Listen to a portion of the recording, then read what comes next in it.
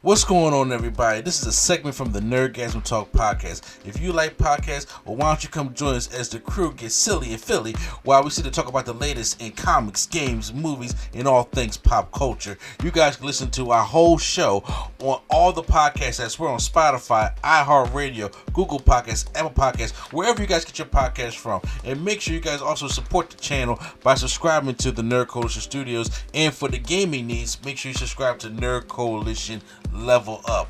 This is the Nerd Coalition. Hope you guys enjoyed the show. And now, feel the Nerdgasm. Number 5 for best movies, Sonic the Hedgehog 2. Decent Such movie. a really good movie and a really good sequel to what was a good movie. Sonic had a good year. Had a pretty good Sonic game for a Sonic game and a TV show on Netflix. And this movie was really good. So shout out to Sonic the Hedgehog 2. Number 4, Jujutsu Kaisen 0, an anime movie. It was a prequel to the anime, and I highly enjoyed it. I binged the series before seeing this movie, and this movie was a pleasant surprise. Action was great. Animation was great. Story was great. Very easy to follow. It was done very well. Number 3, Dragon Ball Superhero. I was pleasantly surprised about this movie, probably because I really like the Cell Games arc, and this was just like a reunion for that. I was hoping you put that on your list because a lot of people, I was watching put it on the list. I was like, it was added to the list saying like, I know it ain't traditional, but I was just like, no, I've been hearing some really good things about it. Yeah, this is honestly my favorite Dragon Ball movie because it sticks with the whole Dragon Ball thing. Like, yeah, we got Broly, but that was just an action movie. But this was just, it felt like the core of Dragon Ball. And I was like, you know what? Self-contained, great story. Didn't focus on Goku and Vegeta. Piccolo was the main character. Great. Number 2, Bullet Train.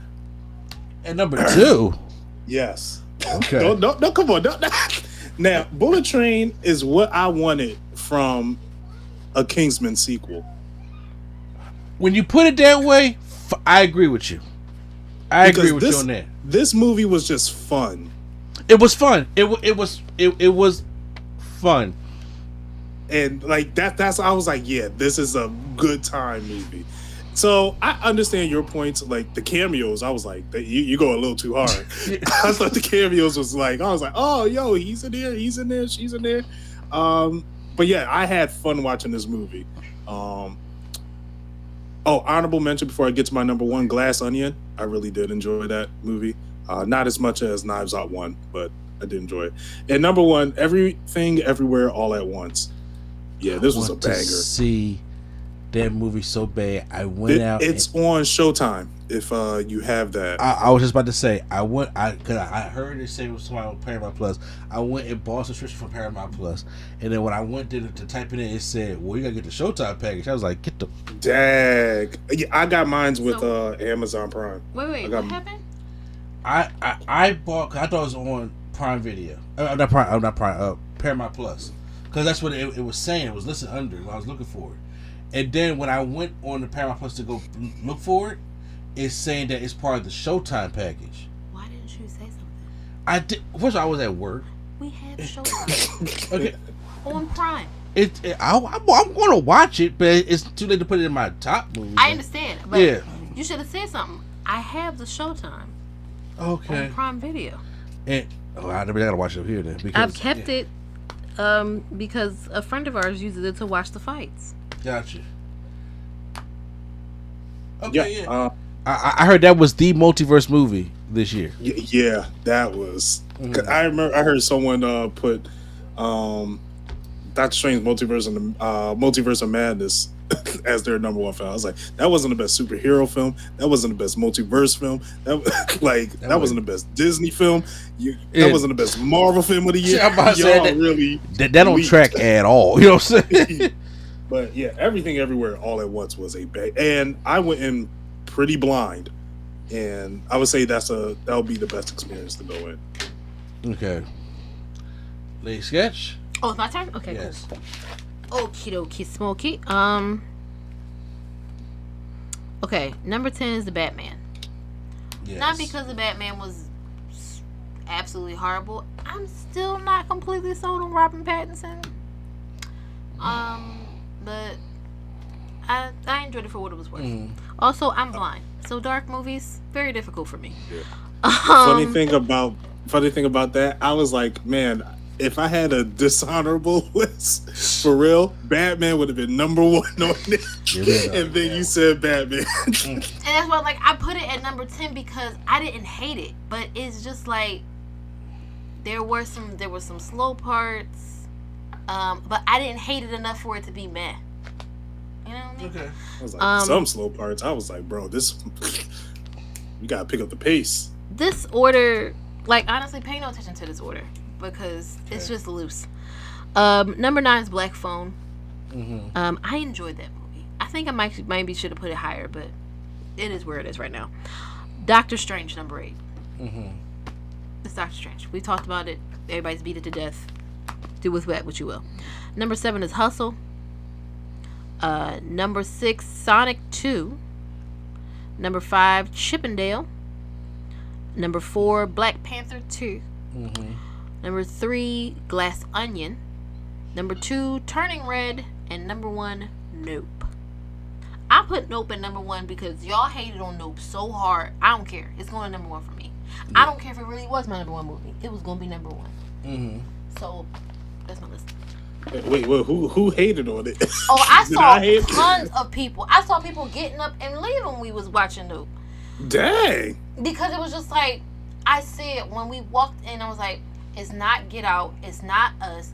They gonna, and it's not a horror movie per se. It thriller. Treads on that thriller, sci-fi, you know, that kind of area, which if that's not something you into, you're not really going to like it. But people was really shitting on Nope pretty hard. So I'm going to it's number 1 for me. I don't care. Okay. So when it comes to my best list, my honorable mentions is the Guardians of the Galaxy Holiday Special. Okay, cool. You got to see it. It was a very entertaining It's an hour watch. of good time. It's better than the second Guardians of the Galaxy movie. I will watch it with my holiday movie, like in my regular holiday rotation. Yes. Oh wow, that's Prey, which was the prequel to Predator. Okay. Yeah. Heard great things about that. Yeah, so I was like, this really shocked me because Is this honorable mention still? Or it's an honorable mention still. Okay. So I recommend. I was like, it was good to be like to deserve a mention. And this one, I know it's going to, this is our personal list, everybody, film subjective. But for my honorable mentions, because I didn't finish it, but from what I saw, it was okay. It was pretty decent, and that's Top Gun Maverick.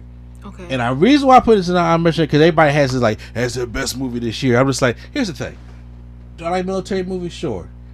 When it comes to ranking them, Air Force is like my least favorite ones to watch. Okay? And that's including the Tuskegee Airmen. I'll be honest with you. Army, like I said, Tom Hanks and Saving Private Ryan, you got me. But the Tuskegee, go ahead. Say what? Nothing, go ahead. No, tell me. Educate no, me. It's not. It's not a. We're not doing that. Just go ahead. Okay. Well, so I was, then in Navy, Marine, stuff like that. But it's just like, but for what it was, I was like, pretty cool. Okay. That's me personally. Love Tom Cruise, but it's just me personally. Now, number 10, Hustle. Shout out to Adam Sandler for actually making a good movie this year. I enjoy Hustle. Of course, we enjoy the Philly aspect of it. I thought it was going to really stink up the joint because I was just like, I didn't know what to expect from Hustle. But then also, I also thought it was going to be biased. I love basketball, but I was like, I enjoyed it. We got a Johnson and Hartwell hoodie out of it. That's my dorms from college. Hot damn, there it is. Number 9 is Turning Red. My daughter did that to death. Listen, I still actually like to watch it. That's why I put it so high on my list, even though she's watched it 250 times. Yeah, but Midnight Turning Red is great, and it was a really good feel-good movie. I was like, they tried to make it out of something out of nothing. It didn't need to be. Number 8 is Chippendale Rescue Rangers. That movie had no business being that good. It really did. That was a banger. It really did. It had no business being that good. It was high on my list because I didn't see that many movies, but that was a little too good. Yeah, I was just like, this has no business being this good on Disney Plus. I was just like, because better than that Pinocchio shit. So Let's put it out there. I'm sorry. I mean, man. Number 7. Okay, so this was the year of psychological thrillers, and I like that. Number 7 is Black Phone. Yeah. Is everything right? Black Phone. So if you haven't seen this, it is like a horror thriller suspense type thing, but this year is known for the psychological thrillers. And you'll tell by my list in black comedy also, and Black Phone was a return to form of let me just do simple thriller horror. So I've heard of it through a YouTuber, because he was just reading reviews on it, and he said women are going insane for this movie.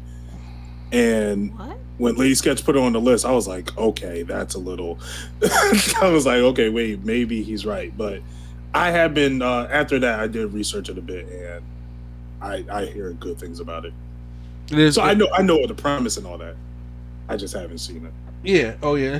I think you will enjoy it. Like I said, it's not like it's like you're not really going to scare yourself like that, but it's a thriller. Yeah. And you want to see what's going to happen, how it's going to happen. It's a simple movie. Right. Number 6 is Elvis. When I talked to y'all about Elvis in the midterm, yes, it is an MCU. It really movie. is. That's the thing that bothered me about it, the way it was shot. Ugh. But I gave some part because me and my sister just watched it again the other day, and because she was really into it. Austin Brothers did a good job. Tom Hanks is just like Tom Hanks' character was wholly annoying. I was like, your years. I need to stop because you're hurting me. You hurt me, Tom. You're like you're really hurting me. And yes, I get it. I know, and I'm still doing my homework on it because trust me, Elvis has some stuff with the bad things about the black community, but it helped. It didn't dig into it like I wanted it to, but it did give us something that I wasn't expecting, if that makes sense. Okay. I checked out after the Magical Negroes. You fully didn't even see that scene, okay? You seen the. No, I saw that. That's why. Listen, I said this is enough for me. This is enough for me. The beginning is rough, yes, but but going through it, I was just like, what I'm saying. I will point out a well-made movie when it's a well-made movie, but I just I put Elvis on it. I give you that. Yeah. But I was very confused when I came in. I was like, why is this movie shot like this? Yeah. It was definitely like there were slow-mo scenes that didn't need to be in slow-mo, and I was like, what? Trap music, all that shit. I was like, yeah. Yes. What? Bro. Yeah, I was just like that. Listen. That was see when you do shit like that, that's what turns off the black audience. You know what I'm saying? And I was like, y'all not doing Elvis no favors with that. Because okay, so you've heard that damn Doja Cat Hound Dog song, right, on the apps. Yeah, I mean I listen to Doja Cat frequently. But they actually put it in the movie. That's weird. Why? Yeah, that's huh? And it was when he was coming into, going into the white people projects. As we go to the black side of town. Wasn't he played that? Wasn't he walking? He was walking up a walkway talking to a white guy when that happened. That is Bodyguard. He was in a black. He went to the black club. Okay. I have to go back and look at it again. Either way, the song itself shouldn't have been in the movie. At all. It don't matter what scene it was in. I was like, just play Hound Dog. Like, the real Hound Dog. I don't even play his Hound Dog. Why the fuck are we playing a Doja Cat version? Oh, yeah. There were some things that I felt as though that they could have explored a little bit better. But they did do things in it that I wasn't expecting them to do. So I'll leave it at that. Because I said I'm sorry, that song it pisses me off. No, that's funny because I just thought it just reminded me of the time where Doja Cat was being racist and showing feet in the racist chat. Absolutely. And I'm like, of course they'll put it in the Elvis movie. Yeah. Number 5, Black Panther: Wakanda Forever. I really do feel as though that Ryan Coogler was done Impossible Hand. He did the best with what he had. And he did the best of what he had, it's a preconceived notion, which is fine because that's what we're all going to have. We're all going to go in there. We're going to miss Chadwick. We're naturally going to compare it to the first one. We're naturally going to sit there and know the absence without Chadwick in there, and that's without Black Panther in there. We know that, and no matter which way they did the movie, there was going to be a void. That's how it always happens at the beginning. We deal with grief, and I was like, but it's out the way now. And I was like, but for the movie, for what he was able to, to handle and do, I thought it was good. And I don't think it deserves the hate that it does, that it gets, unfortunately. Hence why I put note at my number 1. Because number 4 is the Batman. I know it was long, but I personally love the Batman. I love the score of the Batman. The score was good. I love everything about the Batman. And then I was legit scared of this Batman. I even like Zoe Kravitz. Yes, I like Zoe. I like everybody did their part. I like their. I was a bit concerned. Yeah, I can understand why. I enjoyed how they did the Riddler, but I made him more modern, like a lot, like scary, like to the point, like this can happen. I wasn't sold on Robert Pattinson's Batman up until 30 minutes of the movie. Still, you know what I'm saying? I still was sold on it, but the way that they made him chilling, that's what Batman's supposed to be. The whole point of Batman is fear. And then the way they illustrated of how he uses the shadows, and I was like, that's dope, because and how him being a detective and him being flawed in the early times of in the beginning of Batman is to also address that other Batman movies didn't address. That's why it goes high for me. This Batman definitely was the one you'd be scared to go buy a dime bag at 1 in the morning. Exactly. Like he getting all the criminals, high and low. Yeah. Fair. You can afford therapy. Absolutely. That's what he really needs. Exactly. I'm just saying, because, in the Christian Bale Batman, when that bad shit came, he was like this, nah, brother, I ain't about it tonight. And he was just like, man, you have a better chance to win the line than run into him. I was like, they don't fear him. In this one, when they see that bad signal, they look at the shadow, they're like, oh my God, somebody's coming. It was just that part where he was beating that dude ass in the train, and homie with the pain on his face. I was like, I never saw fear. He was a good actor. Yeah, I really felt like this was off script. He was like, this ain't supposed to happen. Why is he doing that? Yeah, and so I enjoyed it. Now, my top 3 psychological thrills, and I was like, I don't know how to rank them, but number 3 is Nope. Got you. I really Jordan Peele did something different. Way different that I felt as though that a lot of, especially if our community, didn't understand. Yeah. And I felt as though that it missed the mark with us on that one, because I did what they expected, try to be like a follow to Get Out or else type thing. But I was like, it was more psychological than you think. And so Nope was on there. Number 2, I was like, what's going to be number 2? What's going to be number 1? Number 2 is Glass Onion. Glass Onion. I felt as though it was really good. I thought it was as good as the first Knives Out. In my personal opinion. I enjoyed it as much as the first Knives Out. I really enjoyed it. Yes, you could. I mean, when you come to these mystery kind of movies, you could probably figure out. But it's like clue on screen. And of course, me personally, I enjoyed this cast more than the Knives Out cast. I agree. Yeah. But I also have to say, because the director kind of made it seem like he didn't really need the Knives Out title. Like, it didn't have to be under that umbrella. It could have been his own movie. Yeah. I think he wanted to help use it to sell it.